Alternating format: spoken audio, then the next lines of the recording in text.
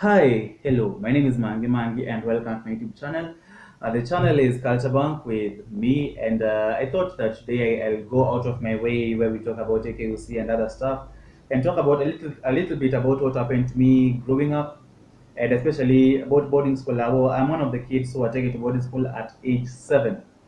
Yeah, I'll not say I went to boarding school. I was actually taken to boarding school at age 7. I believe my parents saw it better that I cannot live the kind of life they lived growing up because I know, of course, my parents and I are from different generations.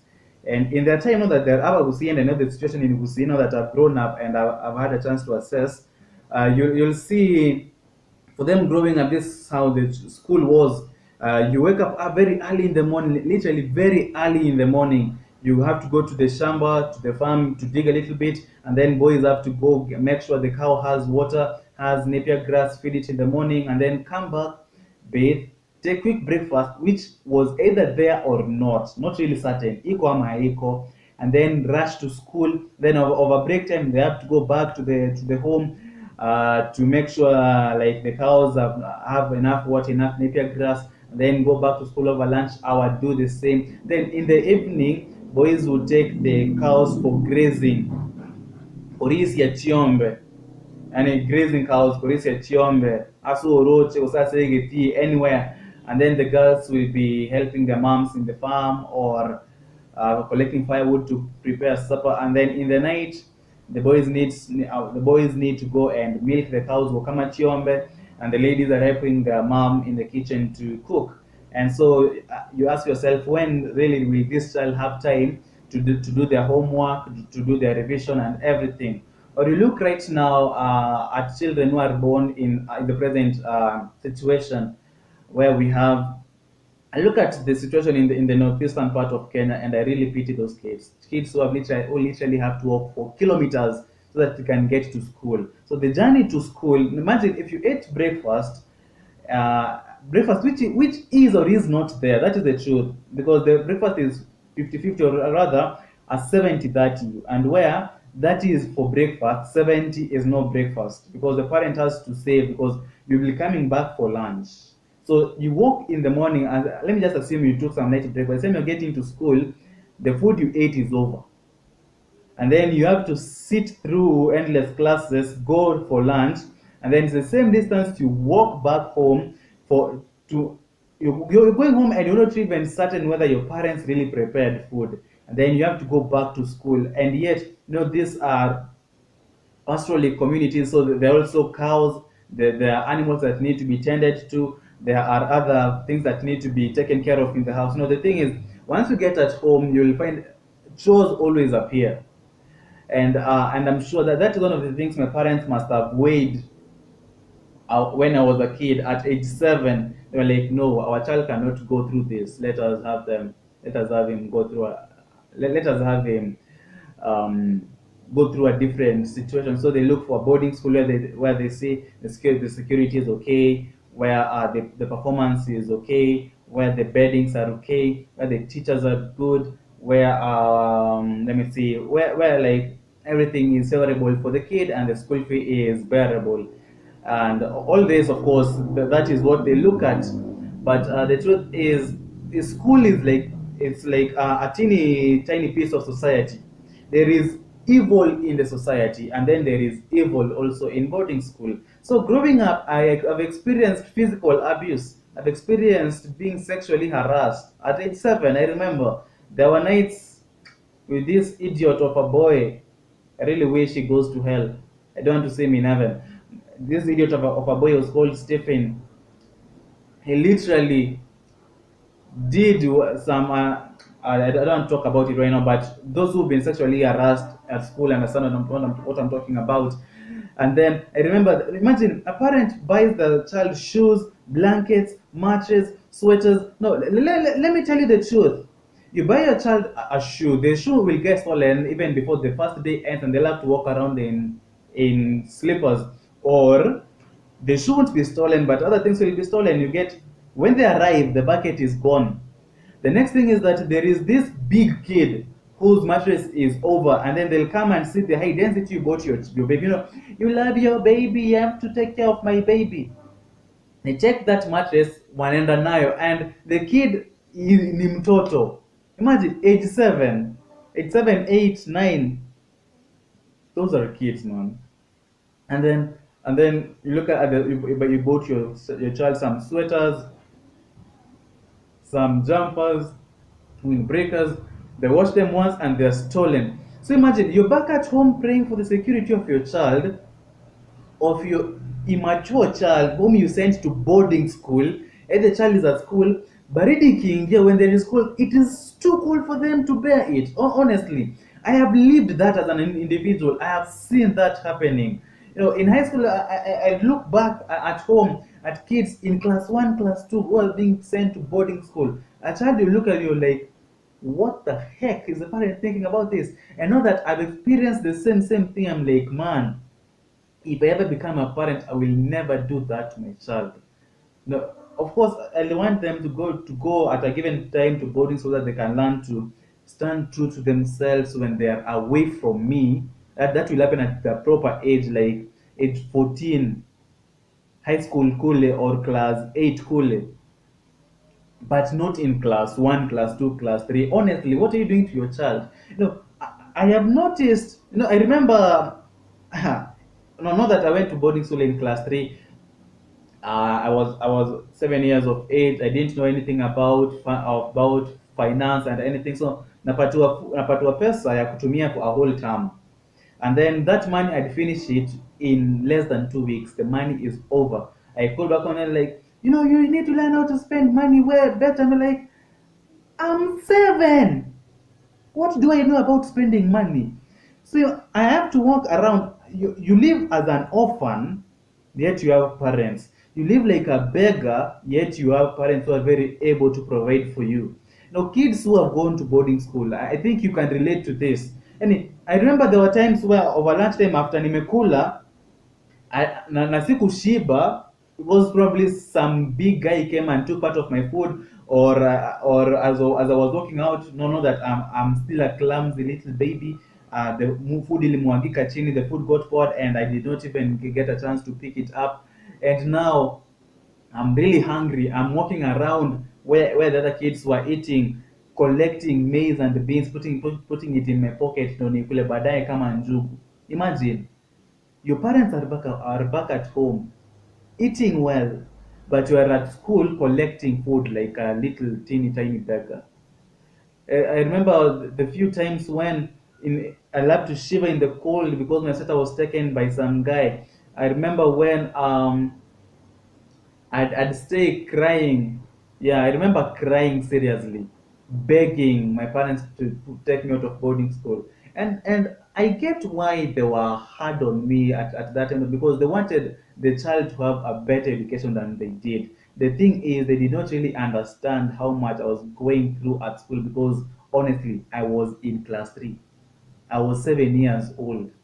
Just 6 years, I've just lived. So I've outlived the infancy stages, and I'm just about to start enjoying my childhood, and then bam, I'm in boarding school, being forced to live like an adult. No, the truth is, children always one will grow apart from their parents. Right now, I've got school, I've got things I want to do. Like I'm trying to invent the person I want to be in this society. My dad already did, so he's got his job. He has his family who is us, whom he needs to plan for. Now, for the two of us to meet, we literally have to make calls and agree when to meet.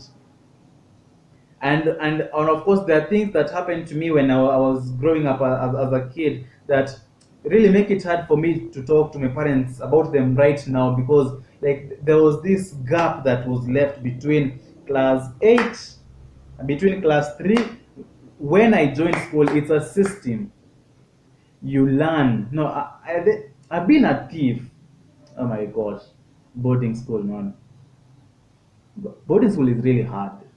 I really not recommend any parent to take their child to boarding school at a very young age. First, live with your child. The child has a very long life ahead of them. Why not even stay with them for 12, 13 years? At least when they're 13, they've started reasoning.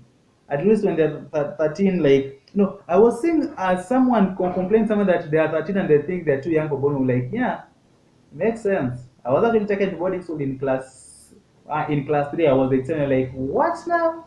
Say what now? I'm like, yeah, that really happened to me. Stay with your child for some time. Like, let them get to know you. Let them get to understand the kind of parent you are. Let them get to understand everything, because so that when you send them to boarding school, when they are ripe enough, when they think well enough, no one will blame you, because right now, like, they are mature enough to be in a boarding school where they learn to be independent people. But if you teach them to be independent while young, personally, there are times I felt like between class three, between class age seven, and right now, all my parents have done is financing my growth. I've grown alone. I've had friends throughout. I had a cousin of mine who were in the same class. We both joined boarding school at the same age, and we really got we talked. It was like the only person who really got what I was going through. Know that he was a cousin of mine and my best friend. Unfortunately, he passed away some time back, but it was really hard losing him, because we'd get to talk and think about how much bad things we saw at school, and they'll be like, man, better days are coming. And then he died before we got to see those better days. And so in between here, I've grown with some crazy friends of mine who helped me grow in different areas. I remember being a thief, being a beggar, being like some of the darkest things I've ever done in my life. The people who helped me break from them are the guys I met when I was in high school. Those were close to 6, 7 years after I joined boarding school. I meet guys who are like, they just joined boarding school in Form 1, and I'm like, say what now? For me, from class three, I've been in boarding school, and you're seeing it hard. Like, for me, it was not really a big thing. And then I see how guys are having fun. I'm like, man, what the heck happened to my childhood? But of course, I get to Form 2. Of course, people say Form 2 ndio watu wanapanga maroi. For me, it was the reverse. In Form 2 is when I looked at things around me and I was like, man, no, no, no, no, no, no. I've had very nice friends. I've had friends like my best friend in high school, Matthew. Like I've had Brenzi, Shohei, Kahu. Like I've had friends who literally helped me grow. I have Mora. Yani, my friends, like those whom I got to tell the entire story of how much I've seen nikiwa mtoto. I remember my cube mates, we used to call ourselves in high school the Caribbean Kings. Steve Kule, Chenzo Kule, of course, and my best friend Matthew and I. Like those guys really got me, so that even when I did something over, they'd be like, man, Mangi, no, no, no, no, you can't do that. You need to become a better person. That's why, like, I can sit back. I'm not angry at my parents anymore, because I understand why they did that. But if you're planning on becoming a parent in the near future and you want to take your child to boarding school at age 7 or 8, please don't do that. No, I'll understand.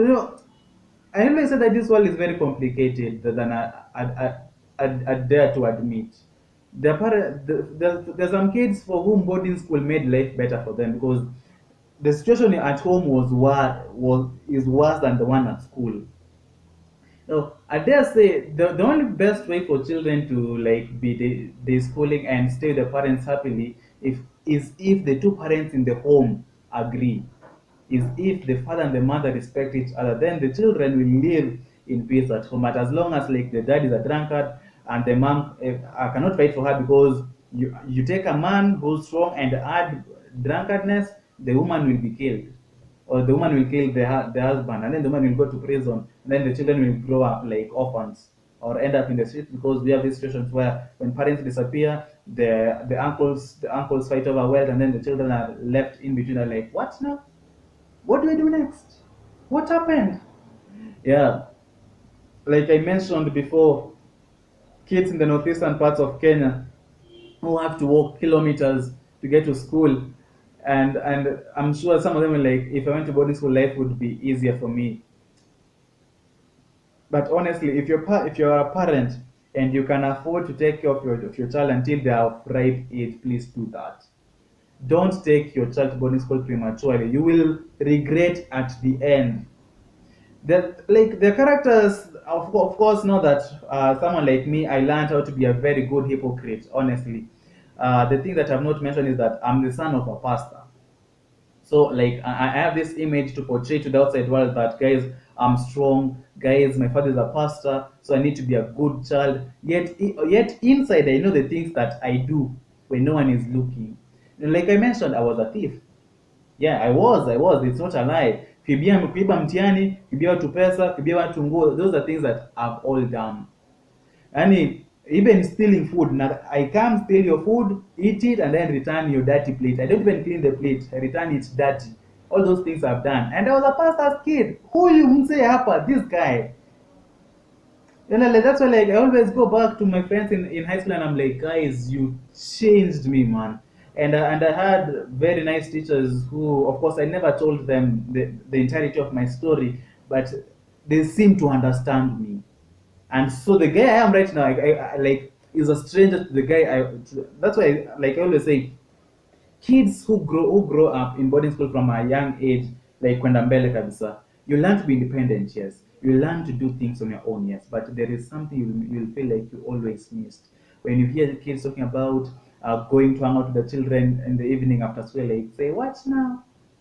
Because for you all that time you were at school.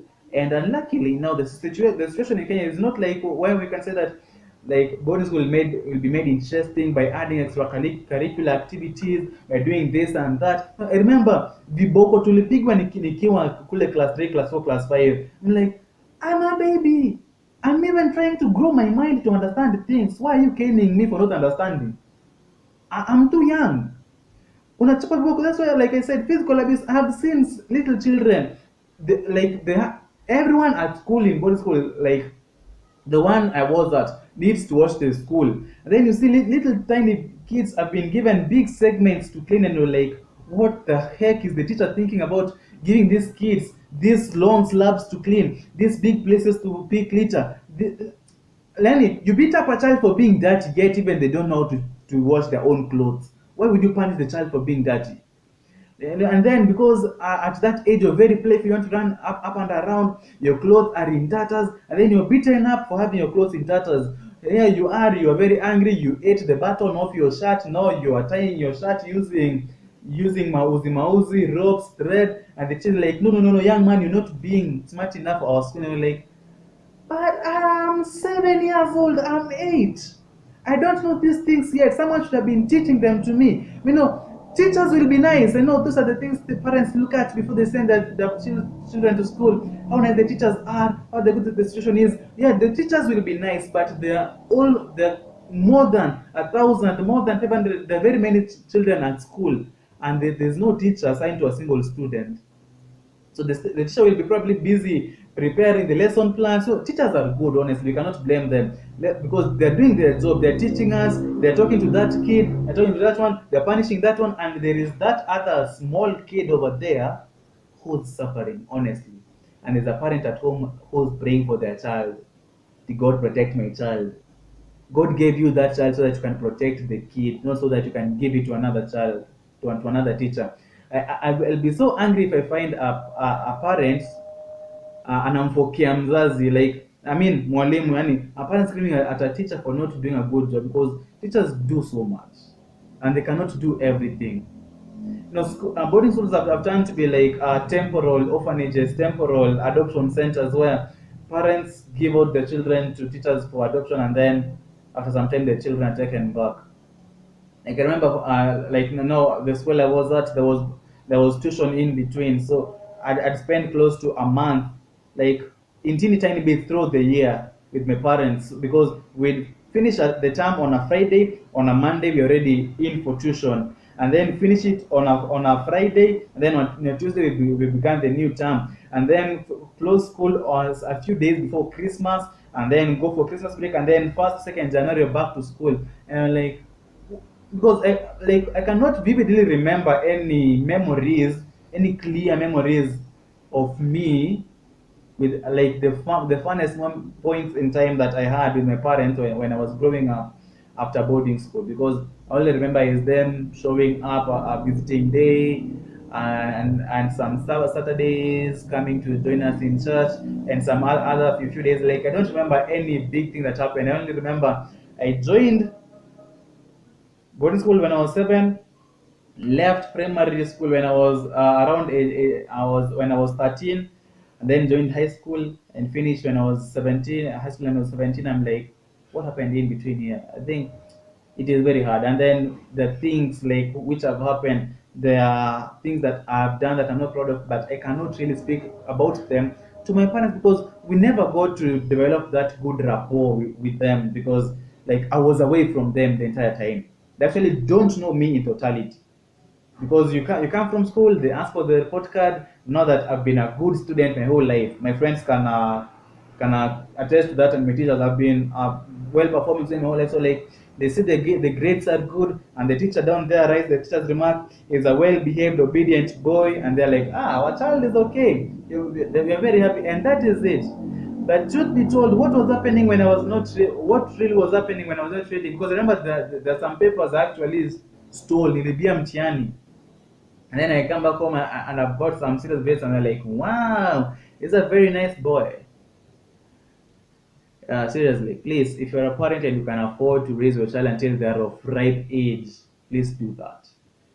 And no, of course, like I mentioned, it's a very complicated world we live in. There are other parents who cannot even afford that boarding school. Now, and then there's this lady I met. For her, she has a different perspective. Of course, we share the same perspective about boarding school, because there are parents who now, when they notice that life is hard in boarding school, they send the children to boarding school, and then they assign someone to help the children wash clothes. So the children grow up having everything done for them, and then they grow up to being these people who cannot do anything for themselves. They can't wash clothes because the clothes have always been washed for them, and then there was some warm water assigned to them, and then there was this and this and this. Those are the things that happened to like one kid, like that one kid in the whole school. The rest of you are just suffering around. So this kid grows up, amebembelezed or being treated as an egg, as a feather, grows up as this idiot who's not independent, and there's this other group of very many kids who are growing up to be independent but being closed and being confined to themselves. And forming long-lasting friendships, it's very hard for me, honestly, because I form this kind of character like because I noticed that in school to survive, I have to fight for myself. That is the truth. And so I come out here, I need to make friends, I need to make serious friends, and then I make them, and then after some time, the way in school you make a friend for a term, then the next time you guys don't even like each other, and then the next time you're friends again, then you go home, you never talk to each other, then you come back, you guys don't even you behave like you don't even know each other, and then you come again. That is the kind of friendship I have with most of my friends, man, which is one of the things that I'm really fighting because I try to push myself. I'm like, there's not really me. Like there is the boarding school kid in me, the 7-year-old mangi in me who's like, that's not who we are. We fight for ourselves. We don't make friends for a very long time. We do things our way. That is the little me inside me. Like, no, don't do that. But outside I'm like, man, no. I seriously need to have that one friend. I know that, like I mentioned, the one friend and the cousin that I had died when I was in Form 1, Form 2, when I was in Form 2. And after his death, about a term later, some friends of mine were very instrumental, like I aforementioned, in turning me upside down. Of course, there is this turning, and no, when you turning over a new leaf, doesn't mean that the old leaf is gone. There's this old leaf that is like, no, I want to pop up, I want to do this, please. In very many words that I've spoken, if you are a parent, tafadhali, please don't do this to your child. Let them grow with you, let them get to know you, let them get to identify themselves with you supporting them, let them grow up knowing that we've got these parents, and then let them make friends even around the neighborhood. Now, think about forming friends in a neighborhood if you are in a boarding school, because you only meet your friends for 3 4 days, you're back for tuition, for 3 5 4 5 6 days you're back to school, and so literally you cannot form long lasting relationships because your whole life that is how things have been. Life is very long. We die once and live every day. Please don't forget that. Parents, please let your children live. Stop stressing so much about what they'll do after campus. Please let your children live every day, but always thinking about tomorrow. I'm not saying that don't think about tomorrow. No, no, no, no. Let them live every day. Let them be happy every day. Do as much you can for them every day, because we die once, but we live every day. There was this little guy was in the same school with me. He died while we were in primary school, while we were in boarding school, at that little age. He didn't even get to enjoy everything to the full, man. So, yeah. This has been one of the hardest episodes, and I'm really sure I'll be thinking about whether or not to upload it on YouTube. But if I do, and you're watching this, please be a better parent to your child. Just as I'm promising myself, they say old habits die hard, and the things that I'll have to fight with for the rest of my life. But for the we future generation parents, tafadhali tafadhali tafadhali, neke gusia I'll say nigonko basororaga kyabantu bamito, don't do this to your child. Obareribo abana mbaba orabaye abana mbali bo busagali barende abana mbali tyombe barende abana mbali ebimoni barende abana mbali kisese ogotuguta butisiko. No, they say sesembe nyangori ntambe, yani umwana une nakasesa akabe ubekerete ngori entambe. No, no, no, no, no, no. Mubekange nera kubekange nenkoro yaye, so that even as they grow, like you will form this connection, like they can see you as they are growing up, so that even when you guys are separated by distance, separated by jobs, separated by age, separated by generation, separated by technology and science, separated by everything, you will still have this connection. That has been it. My name is Mangi Mangi. Please subscribe. In the next episode, we'll be back to Ekegusi. So I really hope you are psyched. And tafadhali, I really hope you learned something from this episode. Mangi Mangi is the name, and Culture Bank is the show. So please share with your family, share with your friends. If there is a friend of yours who's been going through crazy boarding school life, tafadhali, just it's every day. It's an everyday life. These are things. Okay, I'm not yet there. I'm struggling with them every day, literally. And with the help of the few friends that I'm forming as I'm going onwards, I know I'll heal from the scars of my childhood. Thank you for watching, and may God bless you.